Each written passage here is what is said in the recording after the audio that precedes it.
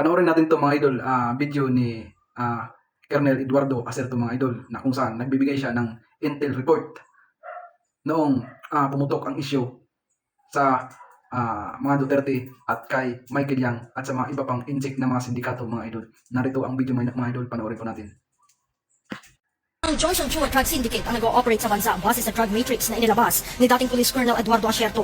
Pinamumunuan ito ng isang Chinese national na si Johnson Ko alias Johnson Chua na nakabase sa mainland China, ngunit huling nakita sa Hong Kong at Macau.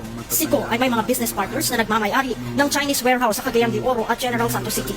Ang economic advisor ng Pangulo na si Michael Yang alias Dragon at ang business partner nito na si Alan Lim naman umano ang nagpa-facilitate para makapasok sa bansang illegal na droga, ngunit may shipping fee na 50,000 pesos kada kilo, kasabwat ang isang opisyal ng Bureau of Customs. Katunayan, si Alan Lim ang operator ng sinalakay na Cavite Clandestine Lab kung saan ito nakasuhan ngunit nakalaya dahil sa teknikalidad sa kaso.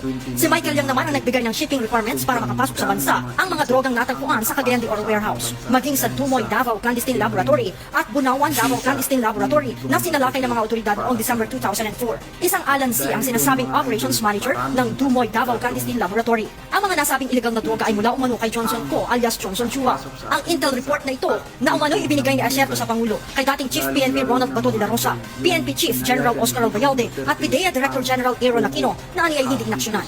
Ako po si Police Colonel Eduardo Calderon Acerto, Namumugad isang pulis ang mga na sindikato nagserbisyo ng mahaba at tapat na para nakapasok tulungan sa ng masawata bansa. ang illegal na droga sa ating bansa. Grabe mga Matagal akong naging drug enforcement operative at natalaga ako bilang Deputy Director ng PNP Anti-Illegal Drug Group at PNP Drug Enforcement Group. talagang pinaglaro. Ako din po ang parehong Police Colonel Acerto na matagal nang ipinapahanap at pinapapatay ni Pangulong Duterte sa militar at sa kapwa ko pulis dahil lamang sa inimbestigahan ko ang ilang taong malalapit pala sa kanya at kay Senator Bongo. Yung bansa natin Ako po ay at ang kasamahan ko si Police Captain Lito Perote ang nakadiskubre sa mga illegal na aktibidad at gumawa ng report tungkol kay Michael Yang at Alan Lim, mga personalidad sa illegal na droga na laging nakikita nakasama ni Pangulong Duterte at ni Senator Bongo.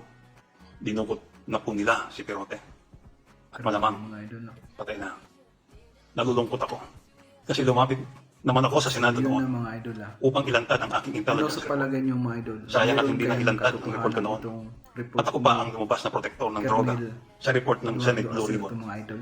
Matatandaan na ibinigay ko din ang aking report Tingnan- dati kina Chief PNP, tingnan niyo Senator mabuti General Bato de la Rosa, kung PIDEA sino Chief yung mga Aaron Aquino, chief at pati kay General Oscar Albayalde. Na mga sindikato Pero deadma. nakadikit Wala kay silang ginawa. Digong Duterte mga idol. Grabe.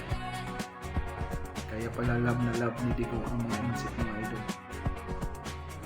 So yun lang mga idol, kayo na ang humusga kung totoo ba ito, kung ano ba talaga ang nasa likod sa war on drugs ni Digong Duterte mga idol.